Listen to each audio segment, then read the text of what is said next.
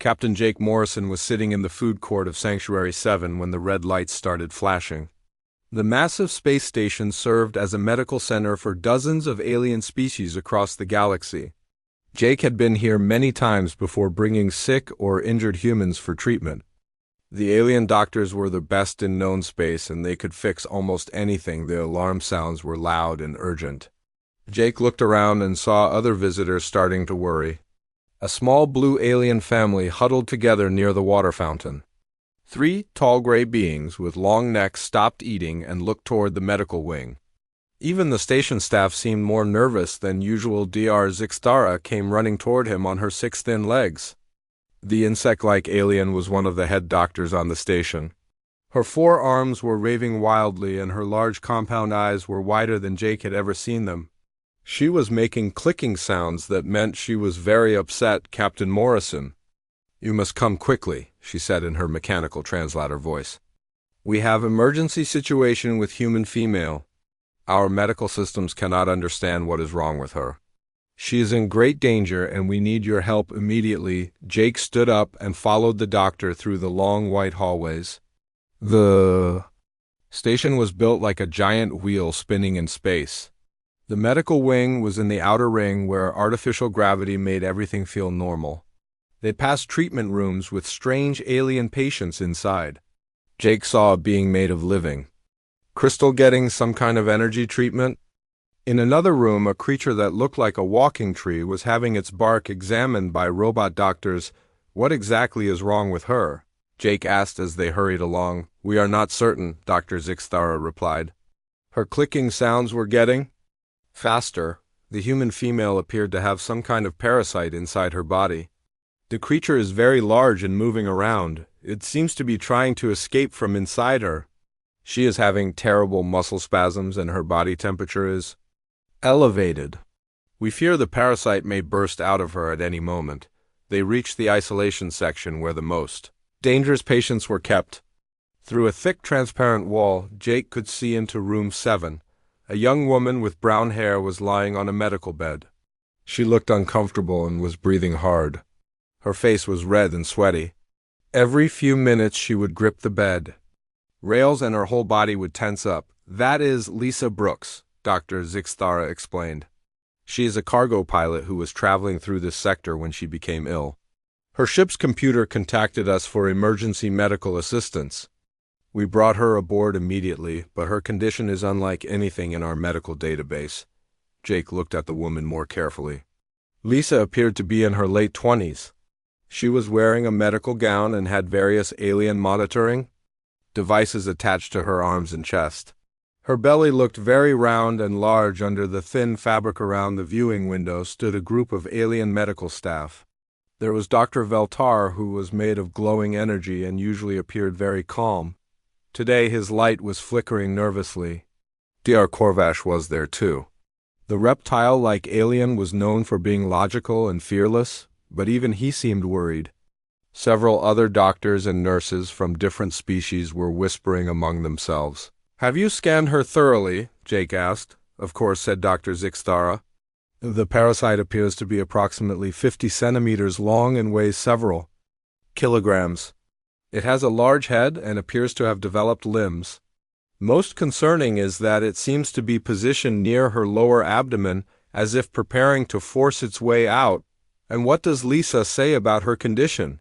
"She keeps saying strange things that make no sense. She claims she is not sick at all. She says this is normal for humans.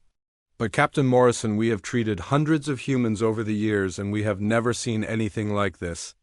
The parasite must be affecting her mind as well as her body." Jake looked through the window again. Lisa was having another spasm. She gripped the bed rails and made sounds of pain.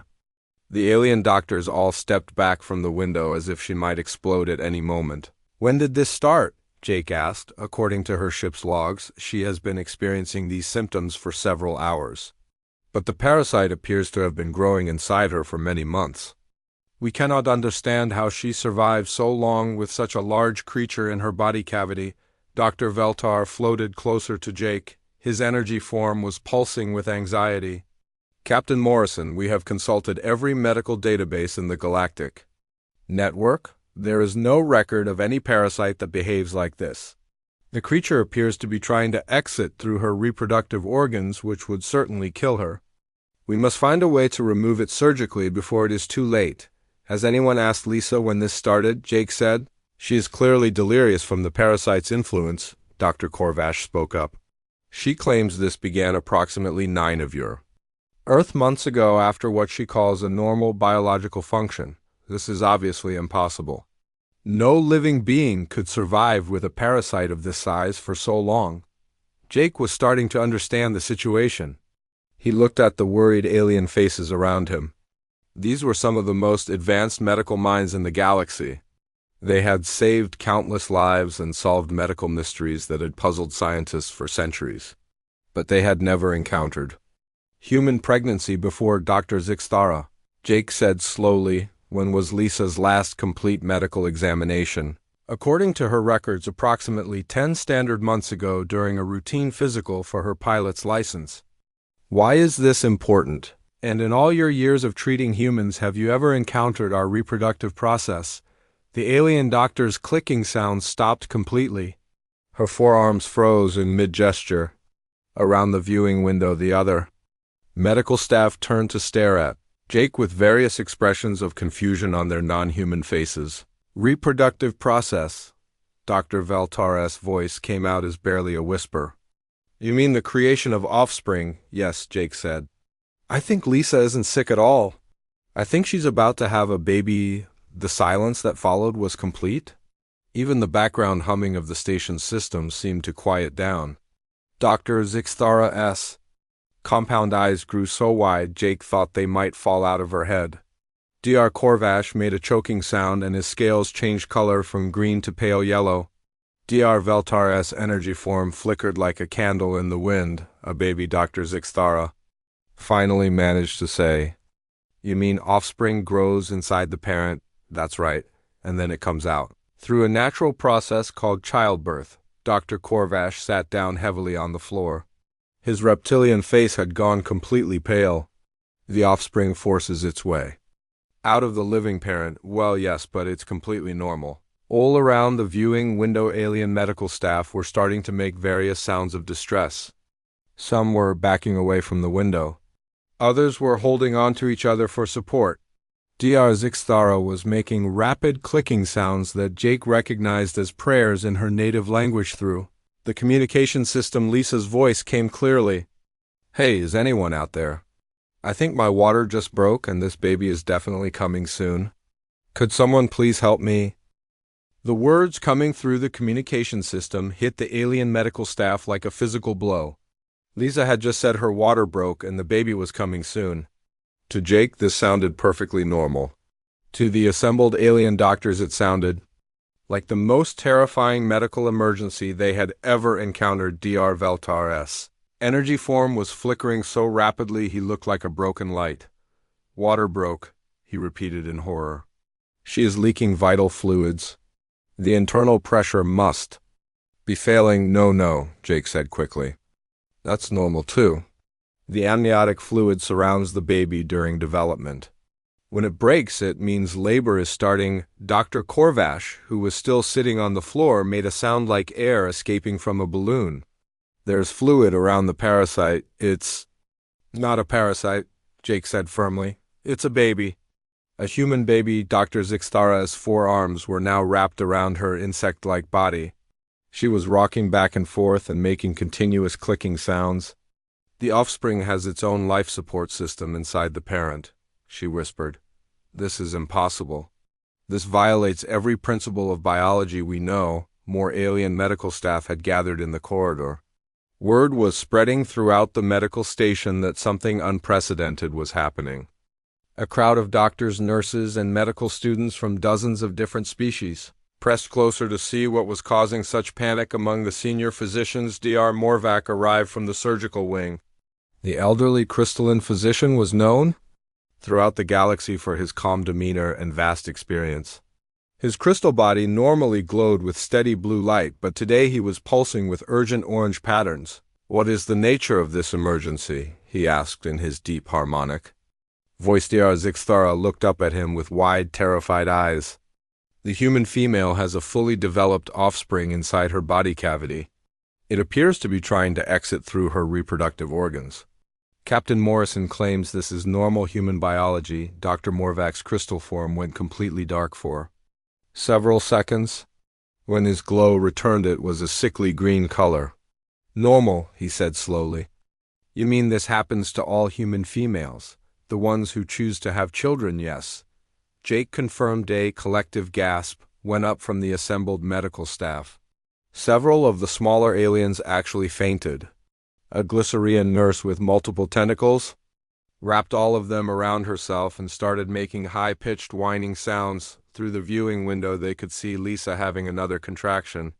Her face twisted with effort, and she gripped the bed rails so hard her knuckles went white. The alien doctors all stepped back as if she might explode at any moment. How long does this process take? Dr. Corvash asked weakly from the floor. Labor can last anywhere from a few hours to more than a day, Jake explained Dr. Veltar's energy form. Went completely solid and fell to the ground with a thud. More than a day, came his muffled voice. She will endure this agony for more than a day. Sometimes, Jake said. First babies often take longer. First babies. Dr. Zixthara's clicking became so rapid it sounded like machine gun fire. You mean, females go through this more than once. Some women have many children. The silence that followed was broken only by the sound of various alien medical staff hyperventilating, breathing heavily, or making distressed noises in their native languages. Dr. Morvac had gone completely dark again. Dr. Corvash was now lying flat on his back staring at the ceiling. A young Zenthari medical student pushed forward through the crowd. Dr. Zixthara, she said in a trembling voice. If human offspring develop inside the parent, how do they get in there in the first place? Jake realized he was about to make the situation much worse. Well, he began carefully. When a human male and female decide to have a baby, stop, Dr. Zixthara shrieked before he could continue.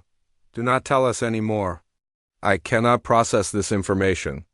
My mind is not capable of understanding such biological horror. More aliens were fainting. The corridor was starting to look like a battlefield. Medical staff from the station's other wings were arriving to see what was causing the commotion. Security guards were asking if there was some kind of attack happening. Dr. Veltar managed to reform his energy body enough to speak. Captain Morrison, are you absolutely certain this is normal for your species? Completely normal, Jake assured him. Billions of human women have gone through childbirth. Billions, Dr. Corvash croaked from the floor. Your entire species reproduces through this method. That's right. Dr. Morvac flickered back to consciousness. Captain Morrison, he said slowly. How many human females die during this process? Jake hesitated. He realized his answer was going to cause even more panic. Well, with modern medical care, the death rate is very low. Maybe 1 or 2 per thousand. The effect was immediate.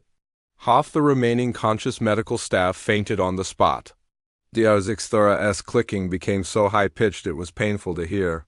Security alarms started going off as various alien physicians' panic responses triggered the station's emergency systems. 1 or 2 per thousand, Dr. Veltar repeated in horror. And the others survive and recover completely, Jake said. Most women can have more babies after the first one. This final revelation was too much for the assembled medical staff. Even the security guards were starting to look queasy. Dr. Morvac went dark again, and this time stayed that way. Dr. Corvash curled up in a ball on the floor, making whimpering sounds. Through all the chaos, Lisa's voice came through the communication system again. Excuse me, could someone please come in here? These contractions are getting really strong, and I think I need some help. The remaining conscious medical staff looked at Jake with expressions of pure terror. Dr. Zixthara uncurled herself enough to speak. You want us to go in there with her? She needs medical assistance, Jake pointed out. Captain Morrison, we are physicians, Dr. Zixthara said slowly. We have dedicated our lives to preserving life and healing the sick. But what you are describing is not medicine. It is a biological nightmare beyond our comprehension. But you're the best doctors in the galaxy. Yes, we can treat radiation poisoning and remove tumors and cure genetic diseases, she replied. But we cannot participate in a process where a fully formed offspring forces its way out of a living parent through an opening that appears physically impossible.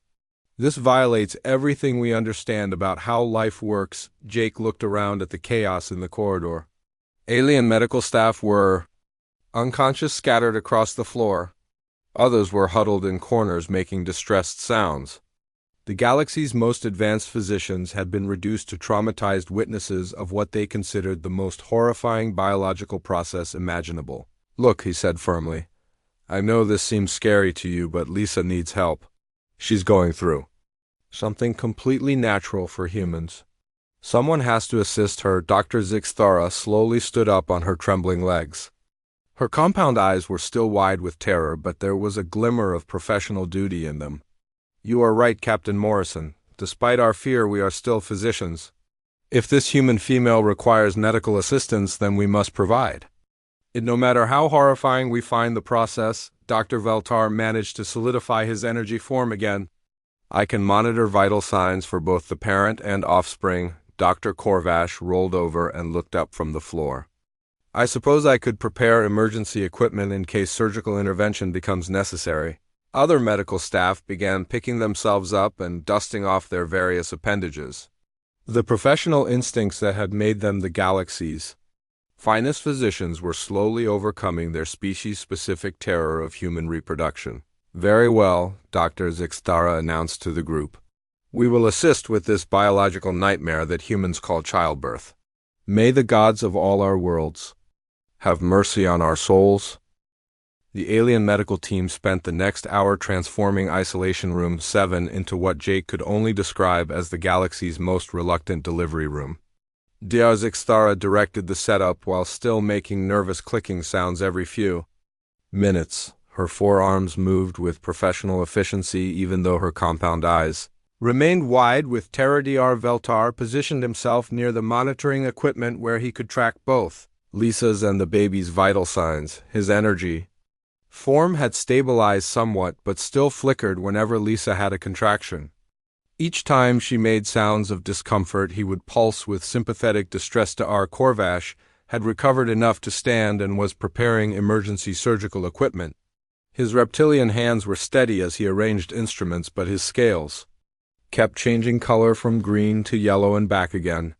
Every few minutes he would mutter something in his native language that the translators diplomatically chose not to interpret. The other medical staff had formed a loose circle around the room, staying as far from Lisa as possible while still being able to help if needed. They whispered among themselves in dozens of different languages, creating a constant background murmur of nervous conversation. Jake had been allowed into the room to help translate and provide moral support. Lisa seemed remarkably calm considering. She was surrounded by alien doctors who looked like they were preparing for the end of the world. So this is normal for human women? She asked during a break between contractions. Completely normal, Jake assured her. Though I think you're the first human to give birth in alien space. Great, so I'm making history, Lisa smiled weakly. No pressure or anything. Dr. Zixthara approached the bed, carrying a device that looked like a crystal wand. Miss Brooks, I need to monitor the offspring's position, she said in her mechanical translator voice.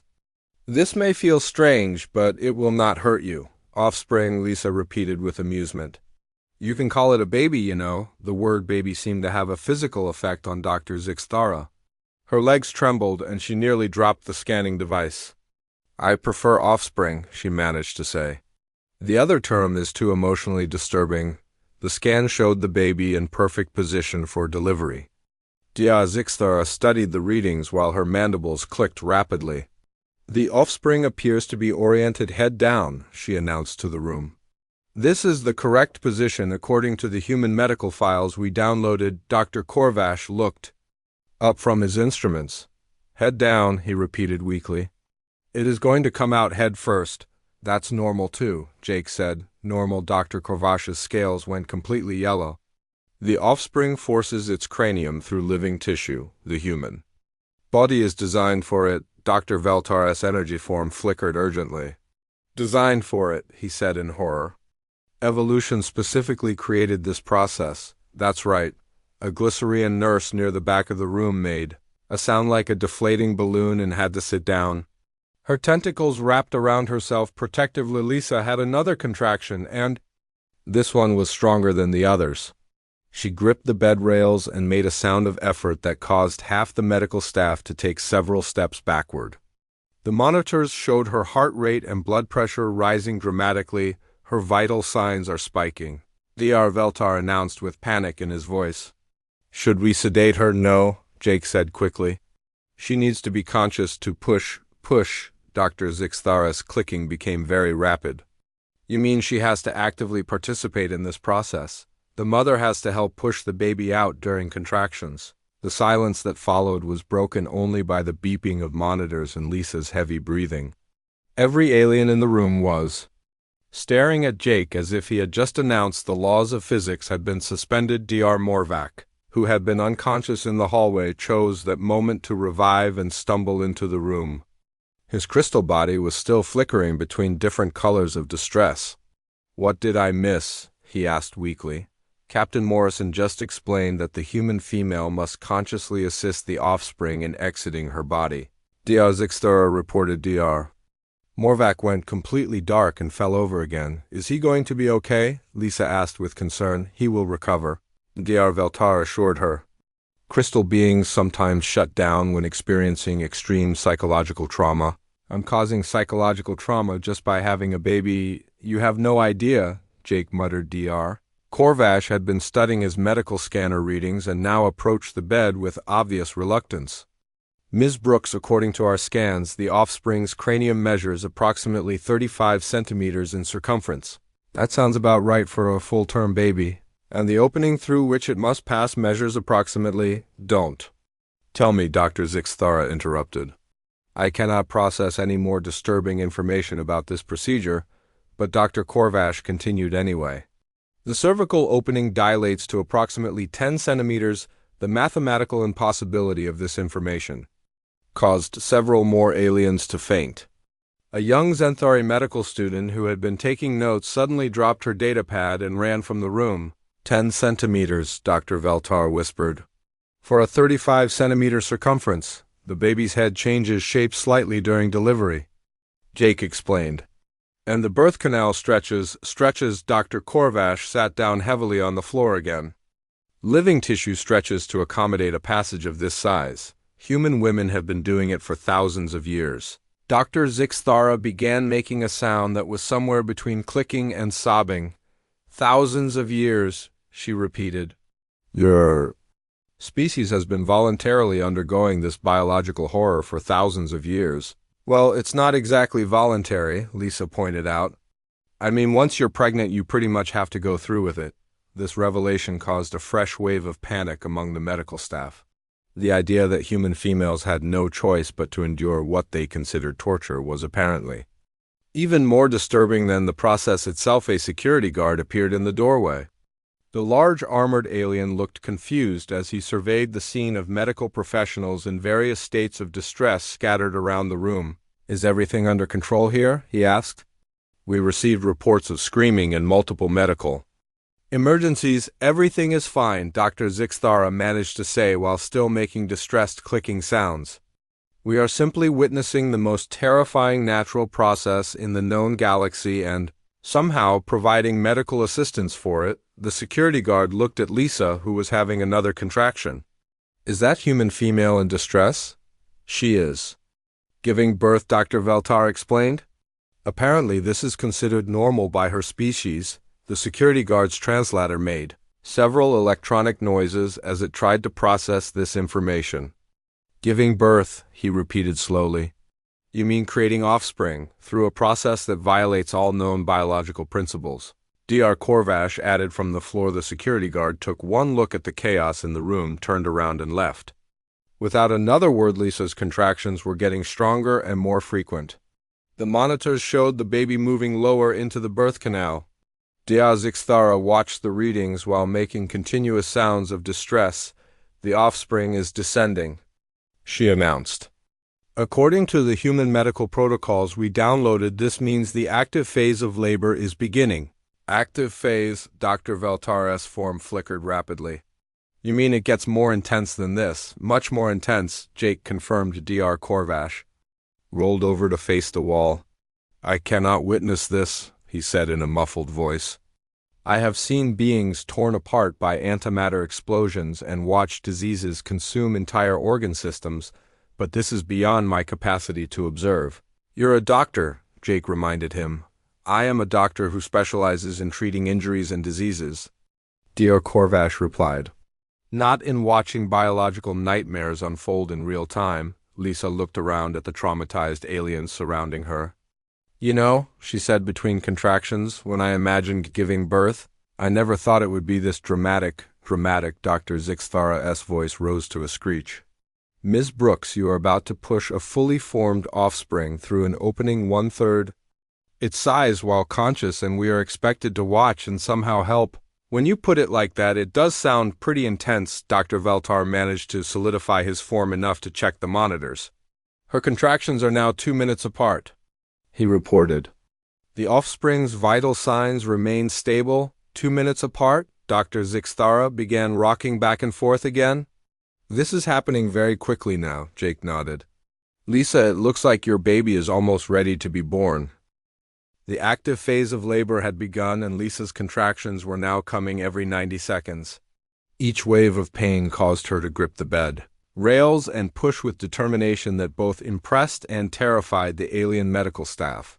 Dr. Zixthara had positioned herself at the foot of the bed despite her obvious terror, while Dr. Veltar monitored vital signs and Dr. Corvash stood ready with emergency equipment. I can see the offspring's cranium, Dr. Zixthara announced in a voice that shook. With fear, her 4 hands were trembling as she held the scanning device.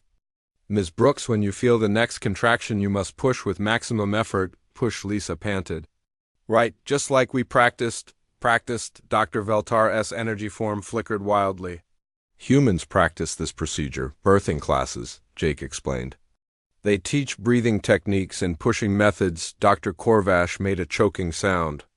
They train for this biological nightmare. It helps them prepare for labor and delivery, the concept that humans actually studied and prepared for. What the aliens considered the most horrifying medical procedure imaginable seemed to break something in the medical staff's collective psyche. Several nurses backed further toward the walls. A young intern fled the room entirely. Lisa's next contraction hit, and she pushed with everything she had. The baby's head began to crown, and Dr. Zixthara got her first clear view of what was happening. Her compound eyes went so wide they seemed to take up half her face. She made a sound like steam escaping from a pressure valve. I can see its face, she whispered in horror and amazement. There is an actual face appearing. Dr. Veltar floated closer to get a better view, then immediately pulled back. It has eyes, he said in shock. The offspring has fully formed eyes. Of course it has eyes, Jake said. It's a complete baby, but it is still inside her, Dr. Corvash protested weakly. How can it be complete while still inside the parent? Babies develop everything they need during the 9 months of pregnancy. Dr. Zixthara was now making continuous high-pitched clicking sounds as she watched the baby's head emerge further with each push. The cranium is deforming to fit through the opening, she reported in fascinated terror. The bone structure is actually changing shape. That's called molding, Jake explained. The baby's skull bones can overlap slightly to make delivery easier. The offspring's skeleton modifies itself during exit. Dr. Veltar's voice had risen to almost a squeak. This species continues to horrify me with each new detail. Lisa was working hard with each contraction. Sweat covered her face and her breathing was heavy, but she remained focused and determined.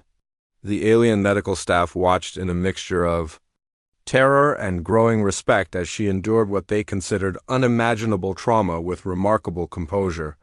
The head is almost completely out, Dr. Zixthara announced. What happens next? The shoulders come next, Jake said. That's usually the hardest part. Dr. Corvash, who had been silent for several minutes, suddenly spoke up. The shoulders, he said weakly. You mean there are more parts to come out? The whole baby has to be born. The entire offspring must pass through. This opening, Dr. Zixthara's clicking became so rapid it sounded like electronic static. Every part of its body. That's how birth works. With Lisa's next push, the baby's head was completely born. Zixthara found herself holding a tiny human head in her 4 hands while the rest of the baby was still inside Lisa. The situation was so surreal that several medical staff members started making sounds of distress in their native languages. "It is looking at me," Dr. Zixthara said in wonder and terror. "The offspring is conscious and aware. Most babies are alert during birth." Jake confirmed. Alert. Dr. Veltar's form was flickering like a strobe light. "The offspring is experiencing this entire process consciously. Babies don't remember being born, but yes, they're aware during delivery." Dr. Korvash sat down on the floor again. "Both the parent and offspring endure this trauma while fully conscious," he said in disbelief. "Your species is more resilient than we ever imagined." Lisa pushed again, and the baby's first shoulder emerged. Dr. Zixthara carefully supported the head while trying not to think about what was happening. Her medical training was taking over despite her psychological distress. "The shoulder structure is rotating," she observed with clinical fascination. "The offspring is turning to fit through the opening. That's called restitution," Jake explained. "The baby turns to get the shoulders out more easily." "More easily," Dr. Veltar repeated. "This nightmare has levels of difficulty. With one more push, the first shoulder was completely out, followed quickly by the second." Dr. Zixthara was now holding most of a baby while Lisa prepared for the final stage of delivery. "Almost there, Lisa," Jake encouraged.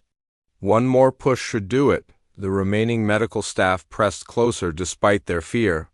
After witnessing so much of this impossible process, they couldn't help but want to see it completed. Dr. Morvac had revived again and was watching from the doorway, his crystal form pulsing with nervous energy. Lisa gathered her strength and pushed one final time. The baby's body slid out completely into Dr. Zixthara's waiting arms. The tiny human was covered in fluids and immediately began crying lusty newborn cries that echoed through the medical bay. The silence that followed the baby's first cries was complete and profound.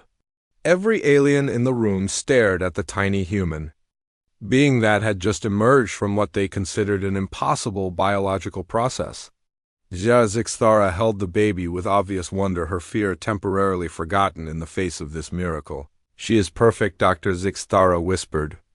"The offspring is completely formed and healthy." Dr. Veltar was running detailed scans of both Lisa and the baby. "Both patients show normal vital signs," he reported in amazement. "The parent's body is already beginning recovery processes." Dr. Korvash approached slowly from his position on the floor. "Ms. Brooks, how do you feel? Tired but happy?" Lisa replied with a weary smile. "Is my baby okay?" Dr. Zixthara looked down at the crying infant in her arms. "Your offspring appears to be in excellent health," she said softly. "Her respiratory system is functioning perfectly. Brain activity is normal for a newly born human. All limbs are present and properly formed." "Her?" Lisa asked hopefully. "It's a girl, yes," Dr. Zixthara confirmed. "You have produced a female offspring." Jake smiled broadly. "Congratulations, Lisa. What are you going to call her?" "Emma," Lisa said without hesitation. "Emma Brooks." Dr. Zixthara carefully transferred baby Emma to Lisa's arms. The sight of mother and daughter together seemed to have a profound effect on the alien medical staff. Their terror was slowly being replaced by something that looked very much like Dr. Veltar floated closer to examine the baby more carefully. "She is remarkably small compared to her parent," he observed. "How does something so tiny survive the trauma of this birth process?" "Human babies are tougher than they look," Jake explained. "They're designed to handle being born." Dr. Korvash had finally managed to stand up again. His scales had returned to their normal green color for the first time since the emergency began. "Miss Brooks, I must ask," he said hesitantly. "Was this experience painful for you?" Lisa considered the question carefully. "Yes, it hurt quite a lot," she admitted. "But it was worth it." The alien medical staff exchanged glances of disbelief and something that might have been admiration. The idea that Lisa had willingly endured what they considered torture and declared it worthwhile was perhaps the most alien thing they had encountered, yet Dr. Zixthara was still staring at baby Emma with fascination. "In 30 years of medical practice," she said slowly, "I have never witnessed anything like this. Your species continues to amaze and terrify me, Captain Morrison." "Why terrify you?" Jake asked. "Because if human females routinely survive this process and consider it normal, then humans are far more formidable than we ever realized." Baby Emma had been crying for several minutes when Dr. Zixthara made her first attempt to calm the newborn. Her forearms moved awkwardly as she tried to figure out how to hold such a small being.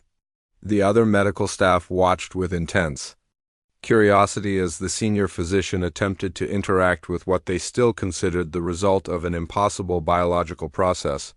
"Why is the offspring making these sounds?" Dr. Korvash asked with concern. His reptilian features showed genuine worry for the baby's well-being. "She's crying," Jake explained. "All newborn humans cry when they're born. It helps clear fluid from their lungs and shows that their respiratory system is working properly, Doctor." Veltar's energy form pulsed with interest. "So these sounds indicate health rather than distress." "Exactly. A crying baby is usually a healthy baby," Dr. Zixthara carefully handed Emma back to Lisa. The moment the baby felt her mother's touch, she began to quiet down. Lisa held her daughter close, and Emma's cries faded to soft whimpering sounds. The alien medical staff watched this interaction with obvious amazement. "The offspring recognizes its parent," Dr. Zixthara observed with wonder. "Even though it was just born, it knows who carried it. Human babies bond with their mothers immediately," Jake explained. "They recognize the voice and heartbeat they heard during pregnancy." Dr. Morvac, who had been silent since reviving from his latest fainting spell, finally spoke up. His crystal form was glowing with steady blue light for the first time all day. "This is remarkable," he said in his harmonic voice. "The parent-offspring connection is immediate and instinctive."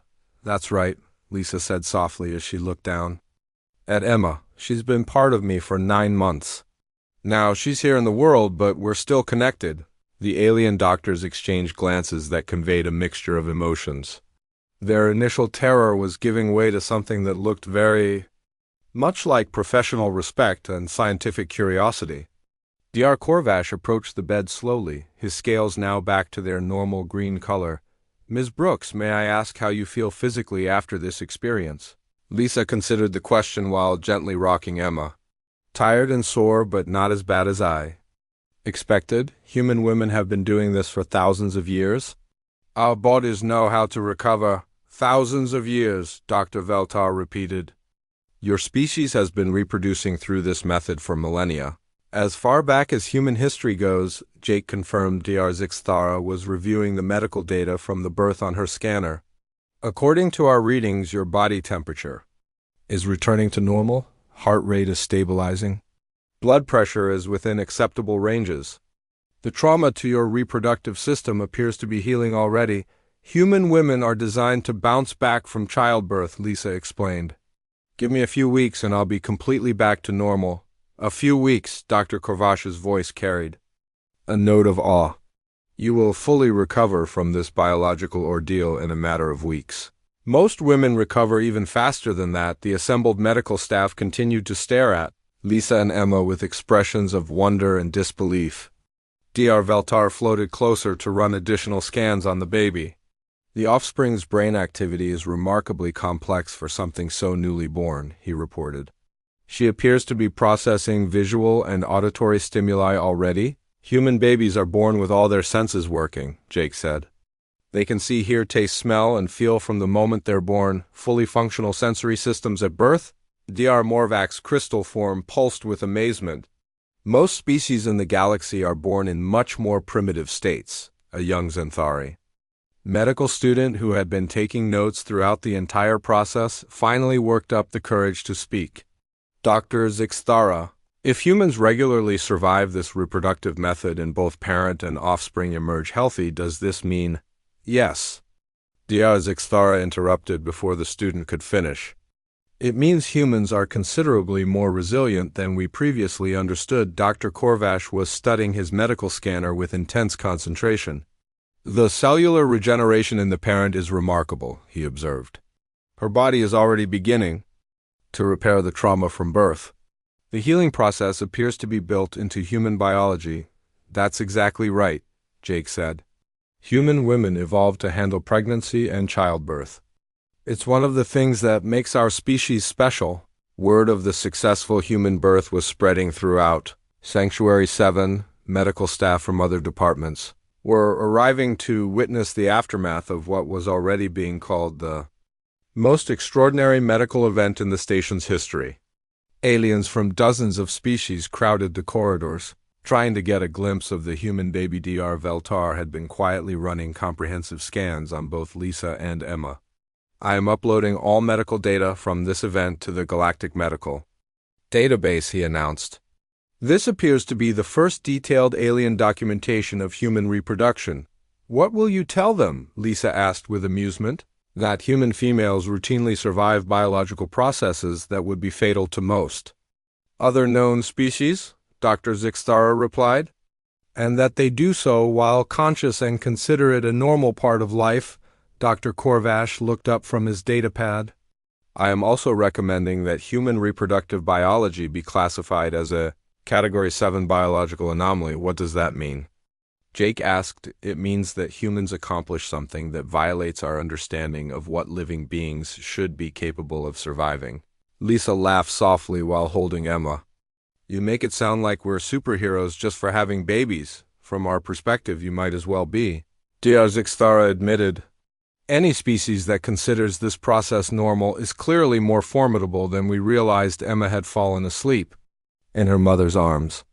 The tiny human looked peaceful and content, completely unaware that she had just caused a revolution in alien medical thinking. Dr. Veltar was still running gentle scans to monitor her development. Her vital signs are perfect, he reported. Brain activity indicates normal sleep patterns. She appears to be completely healthy. She's beautiful, Dr. Zixtara said softly. Her forearms reached out to gently touch Emma's tiny hand. I have delivered thousands of offspring from dozens of species, but I have never seen anything quite like this. What makes her different? Lisa asked. Most species give birth to offspring that are incomplete, Dr. Morvac explained. They require additional development outside the parent before becoming fully functional. But human offspring appear to be born essentially complete. Human babies are pretty helpless actually, Jake pointed out. They can't walk or feed themselves or do much of anything, but their sensory systems, neurological functions, and basic biology are fully operational, Dr. Korvash added. That is remarkable for any newborn. Security Chief Thrax chose that moment to arrive with a full squad of guards. The large armored alien looked around the room, taking in the scene of medical staff gathered around a human mother and baby. His translator made several confused electronic sounds before he spoke. I received reports of a medical emergency and possible biological contamination, he announced. Multiple staff members were found unconscious in the corridors. Dr. Zixtara looked up at the security chief with what might have been embarrassment. There is no contamination, Chief Thrax. We were simply witnessing human reproduction for the first time. Human reproduction. The creation of offspring through biological processes that we found somewhat disturbing. Chief Thrax looked at Lisa and Emma, then back at the gathered medical staff. You mean the human female gave birth? Yes.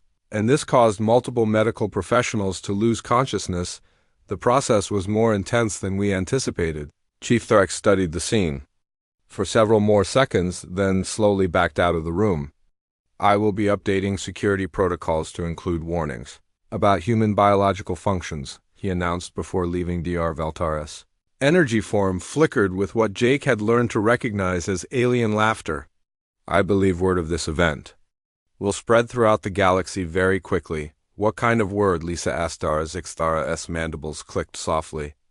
That humans routinely accomplish biological feats that terrify other species and they consider it so normal. They have casual conversations about it. And that human females are considerably more resilient than previously documented, Dr. Korvash added Great Lisa said with a smile. So having a baby makes me scary to aliens? Not scary exactly, Dr. Morvac corrected. More like impressively formidable. Any species that treats this process as routine clearly possesses remarkable survival capabilities. Emma stirred in her mother's arms and opened her eyes for the first time since being born. She looked around the room, taking in the various alien faces surrounding her with what appeared to be curious interest rather than fear. She is observing us, Dr. Veltar noted with wonder. The offspring is studying her environment. Human babies are naturally curious, Jake explained. They want to learn about the world around them. Remarkable, Dr. Zixtara whispered. She has been alive for less than an hour, and she is already gathering information about her surroundings. Emma made a small sound and reached toward Dr. Zixtara with one tiny hand. The alien physician carefully extended one of her 4 arms and allowed the baby to grasp her finger. The contact seemed to establish some kind of connection between them. She is not afraid of me, Dr. Zixtara observed with amazement. Even though I am clearly not her species, she shows no fear.